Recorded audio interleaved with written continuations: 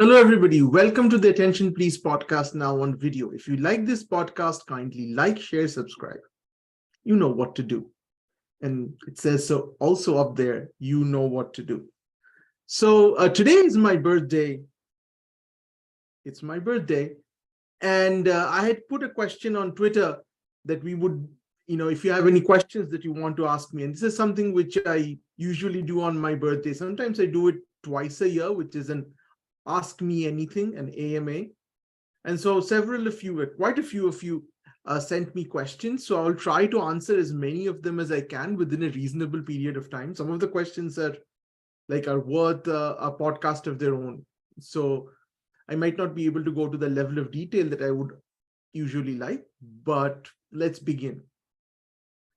So the first question that I would like to handle, and again, usually I have had Vikram Mohan asking me these questions, so it's a little bit easier for me to do it, but now I'll have to move to the questions to look at the question that I'm currently looking at. So it's open on the screen to the left. So if you see my eyes moving, that's the reason.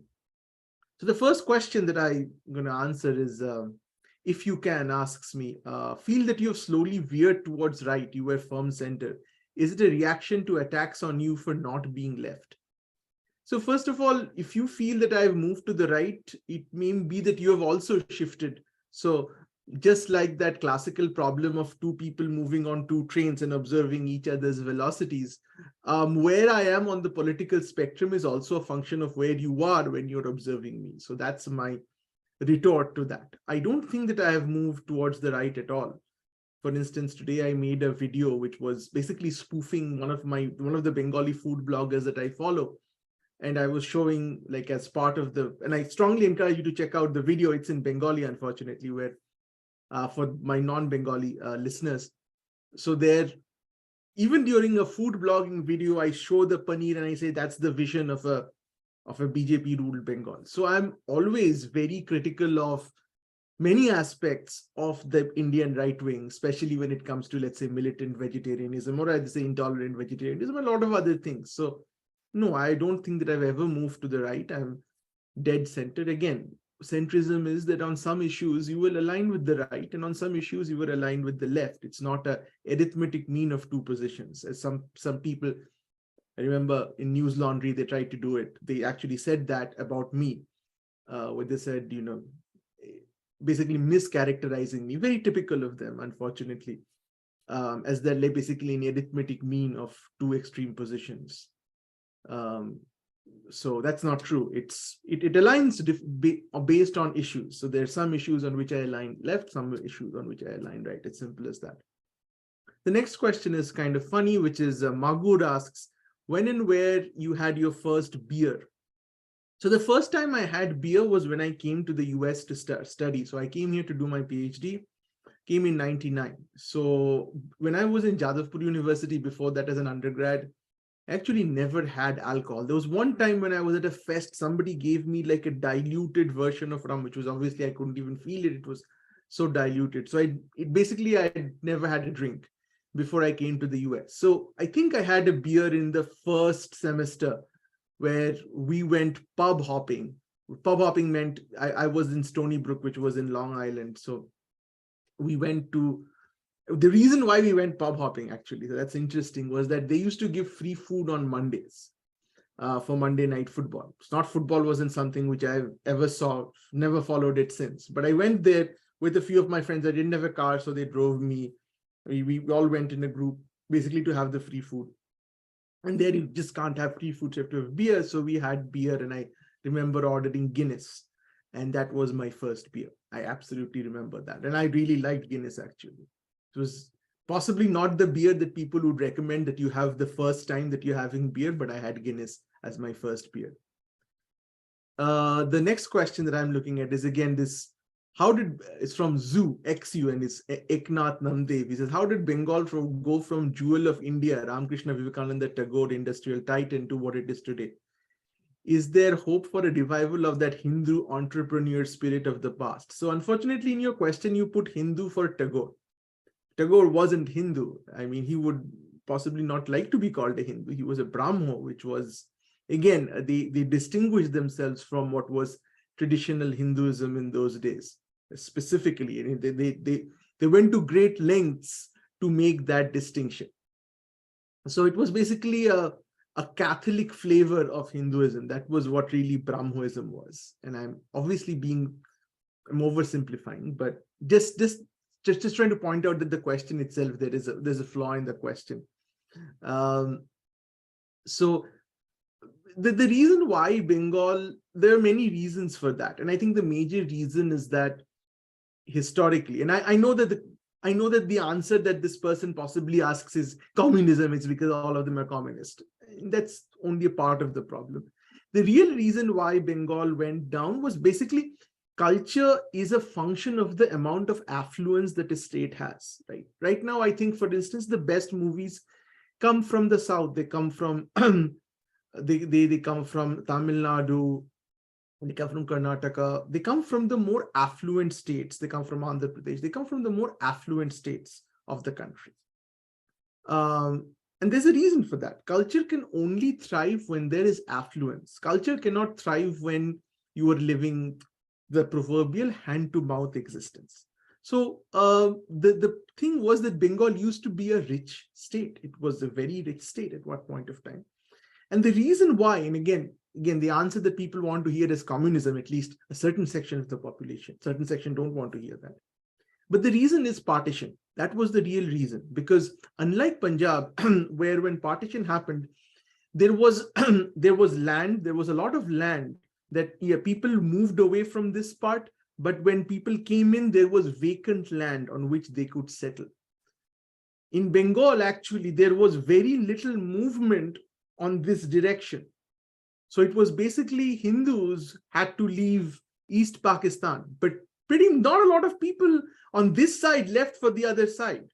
Unlike in Punjab, where there was kind of an equal exchange of population. So what happened was that there was a huge influx of refugees with no place to settle them. There was not this vacant land lying about. Like the growth of Delhi is basically that. Refugees from Pakistan came in and built sections of Delhi. There was nothing in around Calcutta to accommodate the influx of refugees. And that's where the problem started. And communism and everything grew from there because there were a lot of disaffected people who had been basically kicked out from their homeland because of their religion. They were not welcome by the local population. That is also true. If you look at the for instance, Hrithik Ghatak's movies, there is an enormous amount of angst that he expresses in his movies, not just reminiscing about the land that they left, but also the way they were not accepted by the people in the western part of Bengal and West Bengal. So that's really where the decline started, that affluence started growing down. There was just less amount of stuff for everyone. There were just too many people at that point of time. And once that happens, everything else starts from that. And what we see in terms of the cultural going down, the degradation of Bengal is essentially a concomitant of the fact that we are no longer one of the richest states of the country. We used to be at one point of time.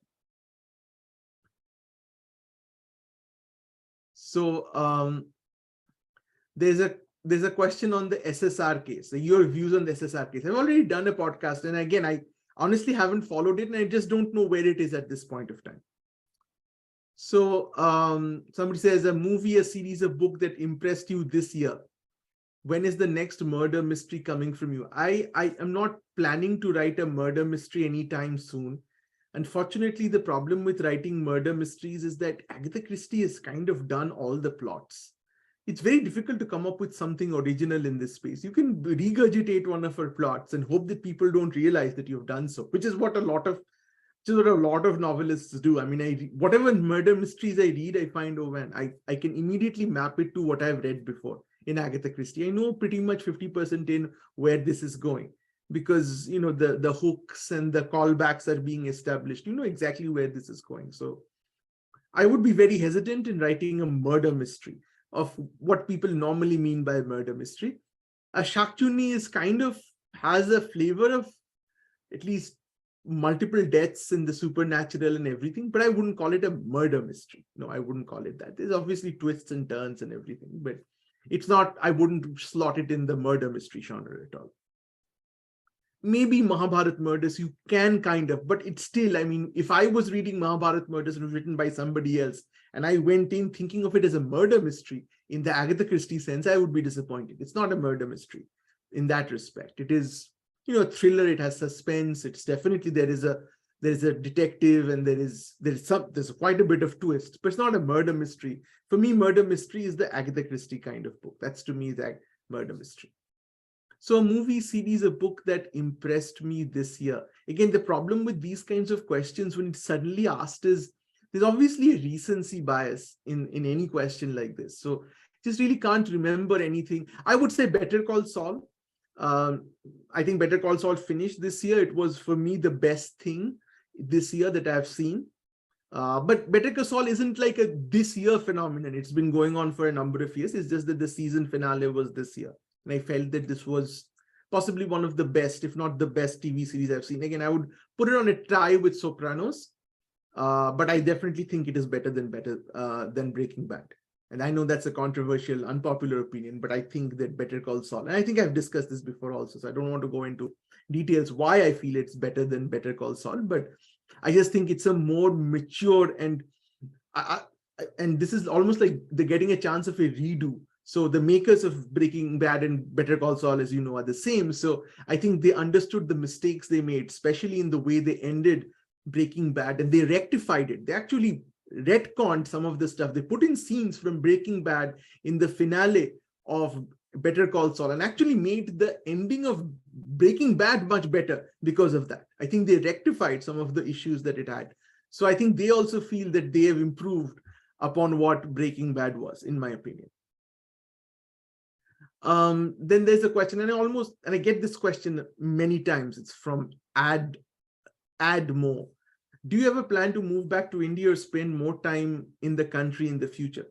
So you see, there was a time when I think around 2018, when my daughter was much younger, that I seriously considered moving to India, and I applied for a few academic jobs because I actually wanted to. So my passion is teaching, honestly. So the reason why I wanted an academic job was this, that an academic job, as opposed to an industrial job, gives you the independence of 3 months off. So you can pursue a book project, you can pursue something a little serious. So I want to write nonfiction with some research. So it's not like something which you can do after work, come in at home and start writing an hour at 9 o'clock at night. It's not. It's something which requires, it takes something out of you, both in terms of time and in terms of brain cycles. So being in academia allows somebody to have that time off. That's one of the, and that's why you get paid less in academia too, because it's a trade-off, and that's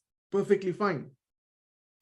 But I found out that I was not welcome in Indian academia. I mean, what I really wanted to do was I wanted to get a job in one of the institutes of management to basically teach cybersecurity as a risk management, as an aspect of risk management.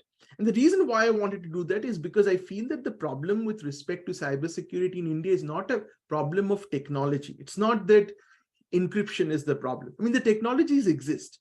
It's just that cybersecurity is not sufficiently built into the decision-making process of company strategies. It is not something which is people consider cybersecurity at all in terms of anything really. It's not part of any business plan of any product that they're making. It's just not considered. It's something which, it's something which you can tack on at the very end, or it's perhaps a product feature, but it isn't. Cybersecurity is actually holistically, it has to be built in from day one into the way you structure your business, or you're just not going to be able to survive. So I think that at this point of time, there is a managerial aspect of cybersecurity, which I was very interested in teaching, because I think that the impact that I could do to my country, India, would be to basically train the next generation of managers and because the previous generation of managers just were not trained. And that, I think one of the reasons why Aadhaar, for instance, has so many cybersecurity holes or gaps, and there's so many concerns about it, is because it was built by a generation of engineers who, again, did not have, but it was not managed in a way that had cybersecurity at its core. So whenever you're building systems in this day and age, cybersecurity has to be built in, and it's not just a technological problem, it's a management problem. So that is what my mission was. At that point of time, I felt it was my mission. That's what I wanted to do, but I felt that there was no interest. So that's when I jettisoned my plan of going to India. But that's really what I wanted to do. I wanted to be an academic in India, and spend some of the time that I have, the 3 months, doing other projects, because that would kind of make me happy. That would kind of tick all my boxes. So if I could have tried for industrial jobs, but if I was going to work in an industrial job, why would I go to India? I mean, I could just do as well do it in here. And again, I'm not so interested in the technological foundations of cybersecurity at this stage of my career, as I am in more the managerial aspects of it, because there is a significant there's a significant thing there which a lot of people don't understand. And there, it's not something which I'm saying just, my idea. There is a significant body of work that already exists on this, which I believe there is not a lot of awareness of, especially in management circles. And there's a long answer. I didn't think I was going to spend so much time on this. There's a question on by Mat Karma is, how do you overcome writer's block? Well, the way I overcome writer's block is I just don't write if I don't feel like it. So if I don't feel like it, I might not write for months. In the early stage of my career, that was not the case. I felt that I was obliged to write. So I wrote sometimes where it's not a question of writer's block, but I was writing where I wasn't feeling like it. But now as I grow older and I have a daughter and I have other things, I realize there is nobody who's forcing me to write. If I feel that I'm being forced to write, then it's no longer a hobby for me. It's basically a job, right? That's what a job is. So for me nowadays, I consciously said, if I'm not feeling like writing, I want to watch some silly thing on Netflix, I'm going to just go ahead and do it. Because if I don't want to write, there's a part of me telling me that if you write something today, it's going to be junk.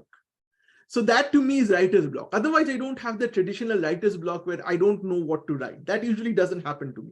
But there are months, see this, I was writing Sultan of Delhi and I was writing Shakchuni, and I just stopped writing both of them. And I totally jettisoned both the projects and started doing my cybersecurity book. I did it for 4 years. I didn't write anything on those because I just didn't feel like it. I was so pissed off working with publishers in India and just facing the ritual humiliation of dealing with publishers because of my political opinions, openly telling me that to my face almost. I said, you know what, screw it. I wanted to use a stronger word, but I think YouTube has a problem if I use the F word. So, screw it, but you know what I was trying to say. So I thought I'm not going to work with Indian publishers when I have a foreign publisher for my cybersecurity book, and they're very respectful. And of course, they're very professional. It's not like the unprofessionalism that I faced from Indian publishing. So I just stopped doing it for a while. And I think that was a good decision because I have to prioritize my mental health over everything else. That's the most important thing. As I grow older, I realize that is the most important thing. So there's a question on MOOCs. So is MOOC changing the educational landscape in India with innovative and practical approach? Well, for me, I think that where MOOCs really come in, which is like basically massively online, I've forgotten what the full form is, but it's massive online coaching, training, but essentially Coursera and, Khan Academy. So what they do, I think, is that they basically democratize education. So when we were growing up, the only way you could learn about things, because books were expensive, and what would you learn from books? But very well produced YouTube videos are in many cases better than any kind of live teaching. Right? The only thing that MOOCs, I think, fall where you just can't replace the university experience with a MOOC is a lot of learning is interacting with your peers. It's just the two things about interacting with peers, which is very important to learning. One is the ability to work with other people. So when you do your course assignments, the ability to work with other people of different abilities, of different goals, different personalities, that is something which you have to learn, because ultimately when you grow up, you'll have to work with other people. And sometimes you have very smart people who unfortunately cannot work with another human being, and that becomes a problem for them in their career. So that, I don't think MOOC can really teach you that. That's one thing. And second thing is that you create, and that's related to working with other people, is that you can't learn sitting at home. And maybe I'm a little old-fashioned in that respect, but I think that you need to make a human connection with your fellow students and fellow colleagues. It's not just to have fun. That's one part of it. I'm not saying that's not insignificant, but I'm saying that also you need to be able to create a human connection. And I don't think MOOCs do that. Yes, MOOCs are good for, let's say you're a professional and you want to learn something while you're at work, but you obviously can't go and have a formal education. They're very good. You can take these courses in the weekend. So in terms of continuing adult education, I think they're great. But would they, in my opinion, replace the university experience? Absolutely not. I don't think that they're there yet. And I can't just see them replacing, even though the lecture quality of lectures would be far better than what you would get at the normal university. Absolutely. I absolutely agree. So there's another question from our discipline. What is your advice to aspiring writers who are working professionals in a demanding field? Well, the simplest thing that I would say is try to allocate a slice of time in your life for writing. And there is a question that I will deal with, which I have in every AMA, is how do you manage time? You do so many things. You have a, active professional life. You have, you're on Twitter, you do a podcast, you write books. How do you do all of it? And the reason why so I'll try to answer that question along with answering this question the same way. So it's not that I have a Microsoft project file with, here's the way I split up my day. Absolutely not. But I have in my mind a certain idea of how much time I'm spending on different activities. And again, it is guided purely by my mood. There was a time before when I was younger, when I tried to be more formal about it, that I would say, okay, I've come home now from 7 o'clock to 8 o'clock, I'll write a blog. But once you are a dad and, some things like this no longer work, because there is always a lot of unplanned things which come up. So you can't have that discipline anymore. And one thing that I absolutely don't want to do is I don't want to miss out on my daughter growing up in order to write a book. This is a decision which I took myself, because you see, for me, I love writing books. I love writing books because of the activity of writing books. And I also love the art of writing, not the art, but I also love writing books because people read it and say, we like the book. So the approval is absolutely a high when it comes to writing. Otherwise, I would just write stuff and, never publish it. I would just keep it to myself. Why do I need anybody to even read what I've written? I could write it in my diary. So the approval is definitely a part of it. And anybody who says that it's not, it's absolutely lying. Whether it's anybody who produces any kind of art for public consumption, whether it be movies, writing, paint, they want approval. That's fairly, it comes with why you put something out in the public. It's often not for making money, unless you're very deluded, because most people, like 99% of people, will not make a significant amount of money. It will not be worth the time they put in to any of these artistic endeavors. So I don't do it for money, but I definitely do it for public approbation. But now I realize that public approbation is not that important for me in comparison to spending time with my daughter. That is more important, because my daughter is growing up, of course, that's a truism. But the fact is that I will miss some of these aspects of her growing up. Even now I realize, my daughter is going to be 10 next month. I mean, he's different from the girl she was when he was 5 and 7. It's like almost a different person. And I sometimes miss this old person also. I realize that person is no longer there. And the times that I usually remember this is when you get these notifications from iOS, your album from 2 years ago, or your pictures from 5 years ago. I look at it anyway, wow, this looks so different. So I realized that, as a person, she's changing, and that's obviously natural, and that's great. And I love being part of that change. But it's more important to me at this time of life to ensure that I form those memories and that she forms those memories with me. Because I also want her to feel that I was a part of her growing up. It's very, very important to me that I be there. So there are times when I wish that I could write things faster. I wish that I could do better time management, but then, life gets in the way. Before I had my daughter, and when my daughter was very little, right, that wasn't the case. But nowadays, as she increasingly becomes, a person, I find that I am kind of falling behind my time management, and many things are slipping. And I'm happy with that. I'm not trying to rectify that situation at all. I was a much more time managed guy, let's say 5 years ago, than I am now. Ankit Sharma says, who is or was your source of inspiration for humor writing? So for me, my single greatest inspiration for humor writing is Yes Minister and Yes Prime Minister.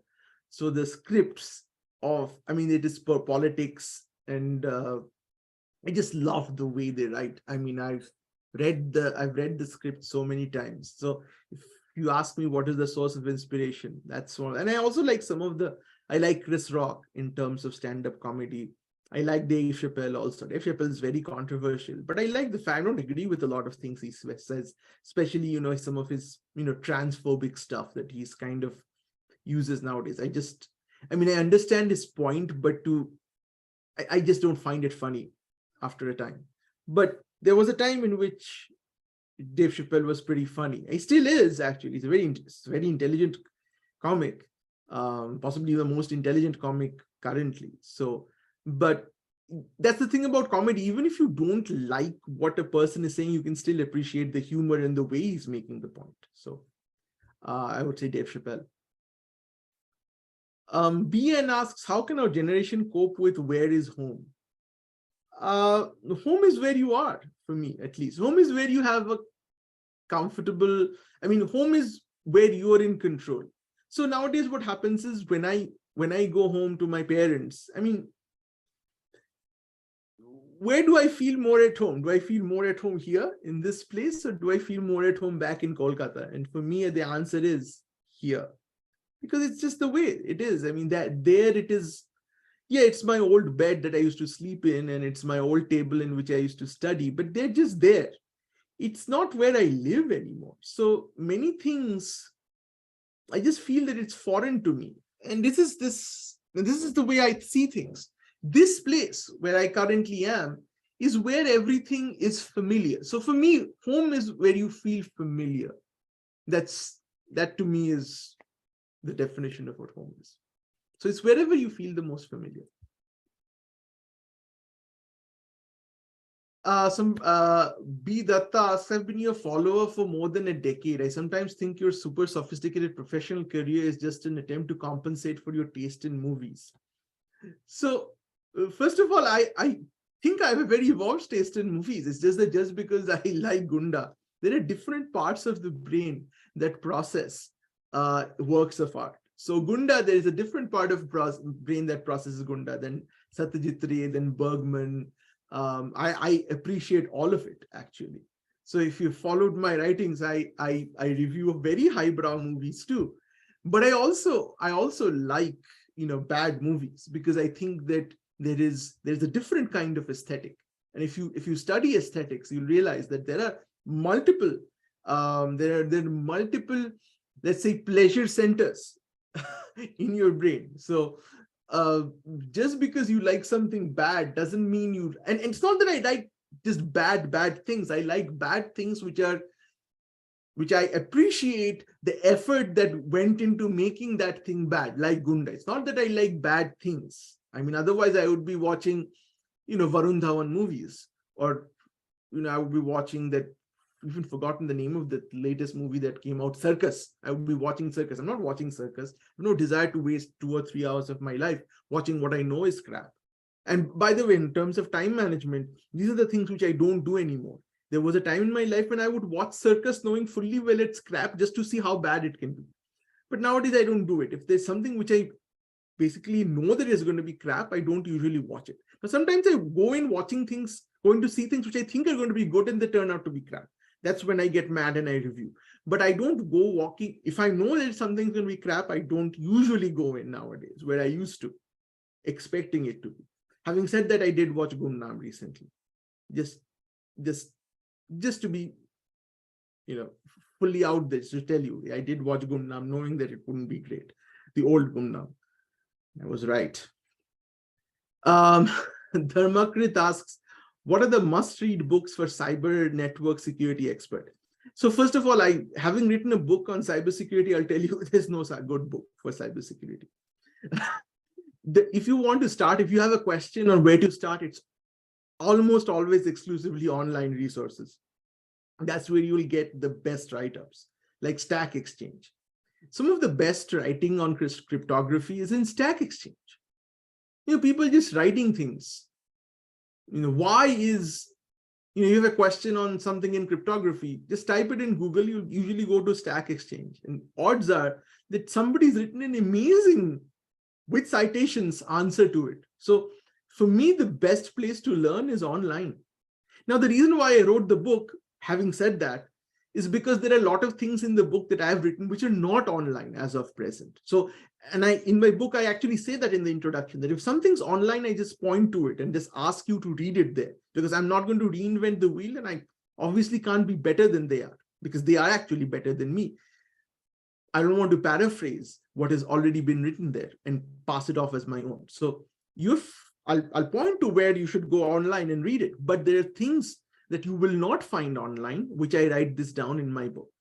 That's the reason for a book. But again, my book is for somebody who's not starting out in cybersecurity. There is a section which kind of goes over very fast with citations and pointers to where, but it's just kind of like, yeah, I've already read it, but I kind of forgotten it. Let me just quickly regurgitate it. It's like what happens before a TV series, an episode starts, what's happened before.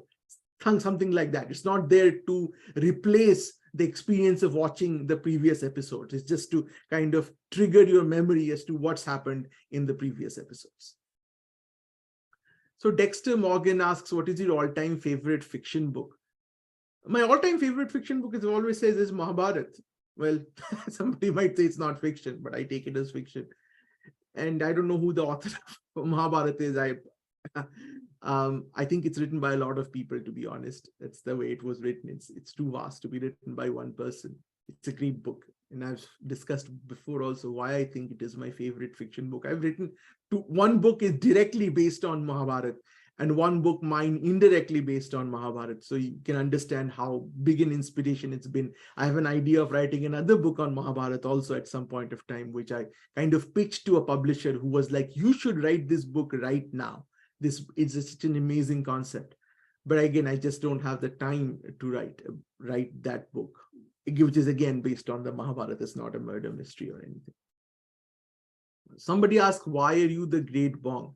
So again, it's actually in my blog if you read the blog, but the word great Bong was a name which was given by somebody else, a friend of mine who at that point of time didn't quite like Bengali. So he gave the name, not to me. We used to play Jeopardy online. And so he made an account and he gave this login ID Great Bong for me because he felt that, Bongs think too highly of themselves. So this is a pejorative take on Bengalis. So that's how I named myself. It was kind of I'd started my blog, which is where the word Great Bong was first used, because I left my PhD, I finished my PhD and I came to Detroit on my first job, and I was missing my friends. I was missing our late night Adda sessions. And so that's when I started the blog as a way of recreating that in an online space. And so that was on my mind. So the first thing that when I had to create this blog URL was the name that this friend of mine, who was one of the people I was missing, gave me. So that's why I named myself Great Bong. So for those of you who think that it is me calling myself great, no, it's not. Obviously, it's not. What do you plan to do for Gunda's 25th anniversary next year? I don't know. I sometimes want to move away from Gunda because I think I've done it a lot of times. And then every time I try to get out, they bring me back again. I just can't. The next question is from Dharmakrit. How do you balance work and interests such as writing, blogging, podcasting? I think I told you this. Sunny asked an interesting question. Would you write comedy series like Decoupling or Wednesday on Netflix? Seemed like genres made for you. I would love to write a comedy. I would love to write a comedy on people like me in the US and their lives. But I'm not sure it would work very well as a book. I would love to write TV series, scripts, but I've never had an opportunity. It's not something which you can really do because you can't get into that coterie if you are not there. So yeah, I would absolutely be open. If somebody came to me and said, can you write it? I would be more than happy. And I have several ideas for comedies, again, Indian comedies. I don't think it's going to be a hee hee ha ha ho ho Kapil Sharma kind of show, but sarcasm and situational comedy. Absolutely, would love to write it. I think there is a huge market for it, and I think nobody's really talked. I mean, we've talked. There's shows like Office and stuff, but there's nothing really about the Desi life in software, offshore, or Desi staying in the US. I don't think there is. I can't think of any which off the top of my head. Maybe but I would love to write that.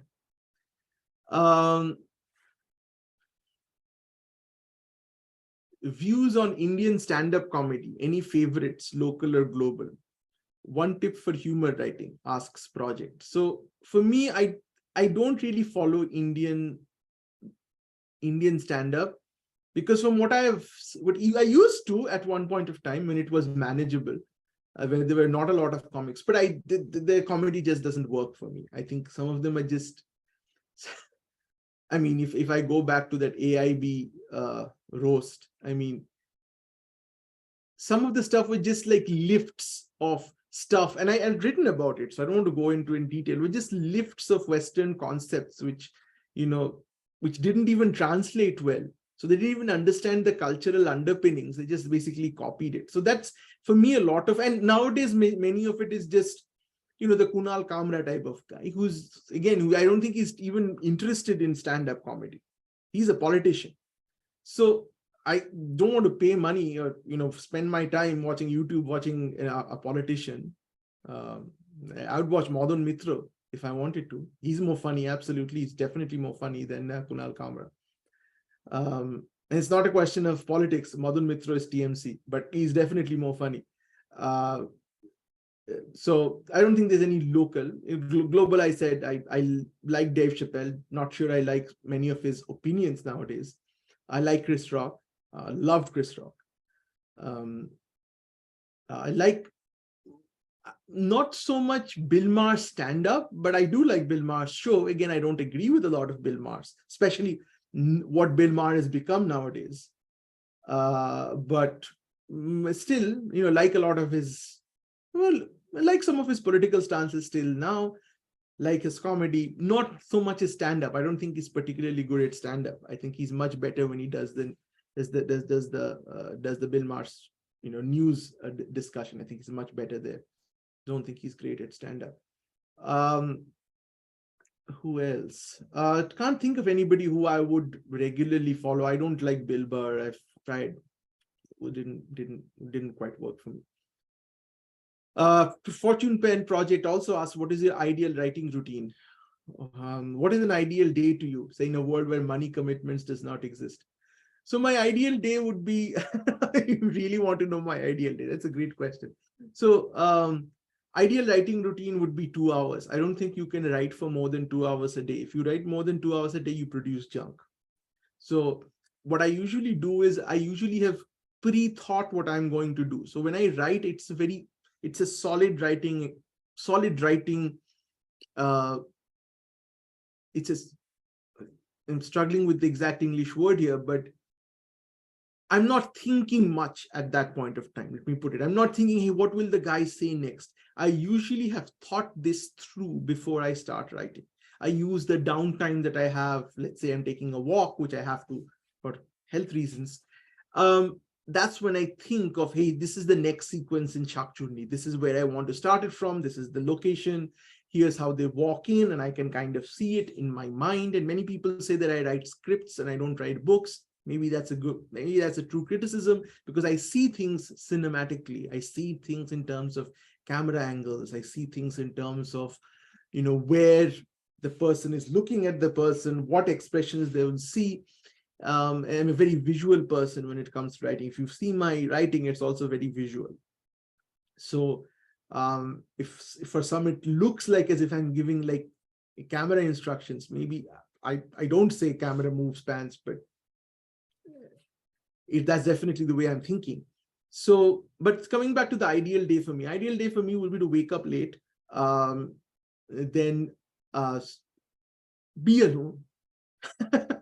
Sometime, I guess ideal day would obviously now with, have some time with my daughter. So again, split up. I think I do have these ideal days. It's not that this is a day which I don't, wake up late, some time with my daughter, have some time alone, have some time with my wife. So they can split up, split my day into different, and have, just like Gunda and Bergman, have some time to myself. I can read a book, write some stuff, just be on Twitter. So some time for myself, definitely some time for myself. I think that's very important. I think many times, especially people from a generation before us, were quite guilty of spending time for themselves. They felt that this was a family man should not spend time for themselves. They should not want time for themselves. But I think that's not true. You do need time to yourself. You are a family person, you're a husband, or a wife, or you're a father or a mother, but you're also an individual. And you need to have some time for yourself, for your own mental health. I think that's very important. And I make sure that I have my personal time. And I'm very thankful to my family for giving me also the opportunity, because sometimes many families don't see it that way. There is another question of, what do you think of PhD? Secondly, do you think college matters? I've said enough about PhD, don't want to go into it again, but yeah, I don't think that PhD is kind of worth the return on investment for most people. Short answer. Secondly, do you think college matters? I think what you mean is that, does it matter whether you went to IIT, you went to Jadavpur University, well, it matters for your first job, but it doesn't matter after that. So after that, it's just basically what you do in life. Nobody really cares. I mean, when I'm hiring, when I'm building my team here, I don't care where you did your undergraduate, your master's from. I'm looking for your last job experience, what you did there, and do your skill, the skill sets that you have exhibited, do they align with the role? There's no brand here. I'm not looking for any brand. As a matter of fact, it's hardly of any concern. So maybe for your first job, yes, but not after that. I think we worry a lot about, which university I went to and everything, but maybe it does matter for a while. But if you look at the entire spectrum of your life, it's a drop in the ocean. Nobody cares. Rohit Chakravarti likes is CSE, computer science and engineering, the only engineering field to pursue? Take on other engineering? No, absolutely not. Absolutely not. I think computer science and engineering is only for a very, very few people. I don't think that everybody should be doing. See, you can be in mechanical engineering, electrical engineering, and you'll have to learn how to program, right? That is not computer science and engineering. Computer science and engineering is the basic fundamentals of computer science. It's compiler theory. It's automata, theory of computation. That for me is computer science and engineering. That most people don't need to know that at all. But those in computer science and engineering definitely need to know it. And I'm sometimes surprised when I see people with a master's in computer science and engineering who say they haven't had a course in compilers, or they don't know what recursive descent is, or they don't know what like functional programming is. They don't know what lambda calculus is. I'm like, well, you can be a lot of things. You can be a good programmer in Python, but dude, you're not a computer scientist. Because those things are important in computer science, because that's really what computer science is. So take on other engineering fields, keeping an eye on the future. I think everybody has to learn how to code, regardless of which engineering field you're in, even if you want to stay in that engineering field. Then there's a question of ed tech versus university education. As I said, I think that ed tech will never supplant university education, even though the quality of individual courses might be better there. But a university education is so much more than just learning how to do stuff. It's just so much more than that. Any hope of India rising with reservations increasing? Oh man, that's a topic for another day. I'm gonna skip that topic for now on. There's again a question from Gachli Boli Divarkar, who engages with me a lot on time management. Sumit asks, of all the books you've written, which one do you love the most and why? I think the book that I love the most is the book that actually did the worst in terms of sales. So is Yatrik. It's because the question was, which book do you love the most? It's not the book which I think is the best written or the one with the best story. The answers would change. But I love Yatrik the most, not just because it didn't sell all that well, but it was also because it's, in my opinion, the most sophisticated of all my books in terms of what it's trying to say. That's why I love it. I love the ending of it. Unlike most of my books, it's not a gory ending, or it's not a, it's very different from all my other books. But I think that's the reason why I love it. It's a book which is very personal to me. I sincerely believe in what I'm trying to say in that book. It's not just, stuff that I'm saying just for the sake of saying it. So that's my favorite book. I mean, that's the book I love the most. Let's put it like that. Well, any other questions? So there's one last question. There's a question on any plans on a Bengali version of May I Have Your Attention Please, asked by Shovik Basu. I don't think it translates well. That's the problem with me here. I don't think it translates well. I hope that by Bengali version you mean a translation of Mihap rather than writing Mihap in Bengali, writing another book like Mihap in Bengali. I don't think I'll write a book like Mihap anymore. It's just not possible in this politically correct climate and this cancel culture to do comedy of that sort, to kind of let free. I could do that in 2008, 2010. I just don't think I can do it anymore. So I don't think I'll ever write a book like Mihap. I can't. I think it's a tragedy. I think many stand-up comedians, including people like Jerry Seinfeld, the most inoffensive of comedians, have said that they just don't want to do stand-up comedy anymore because they don't know who they're going to offend. The last question that I want to ask is a question from Ramraj V. Pargi. I hope I've pronounced your name right, which is question on parenting. Do you believe in telling your kids you can do whatever you want, follow your passion? If you figure out that your kid hasn't got it, how do you handle it? Is being blunt and honest a good strategy? That's a great question. It's a good question. In my opinion is, yes, you should be blunt. Because you see, one of the things, it's not just a question of you're a parent, right? One of the things that I think comes with the being a parent is sometimes you have to be the bad guy too. That's the sad thing. Sometimes you have to be the bad guy. You cannot, it is not a popularity contest with your child. Yes, there is, you sometimes, so again, it is to the question, there's sometimes you wish that maybe I won't say things, maybe my child will realize themselves that this is not what they should be doing. And maybe that's the best thing. Maybe that rather than me saying so, it's better to make the mistake and for them to learn. Sometimes, again, so there's no hard and fast answer to this. And that's where parenting is a crapshoot. You don't know whether you're taking the right decision, honestly. So it's not a good idea to immediately say, look, you're not doing well in this. Maybe you should not be doing this. So let them learn. Let them go on the wrong path, maybe. Again, as long as they're not going to get into trouble. But if let's say they're not good in sports or they want to play, go. They don't have to necessarily be good at it. But let's say they want to pursue something as a career that they believe that I believe that it's not going to work out for them for various reasons. I wouldn't say that don't do it is a good idea because, hey, you tell a kid don't do it, they're going to do it just because you told them you don't do it, right? So don't do it is usually a way of ensuring that they will do it. So for me, it's more important to just present to them what the facts are without being worried about hurting their feelings. So, for instance, at one point of time, I wanted to not do engineering or science. I wanted to do history, English, because I liked it. And my father didn't say, don't do it. Father, as I said this, my father put it in a very nice way. He said, look, if you want to do history or English, you have to be convinced that you're going to be the best. You have to be first. You have to be the very best.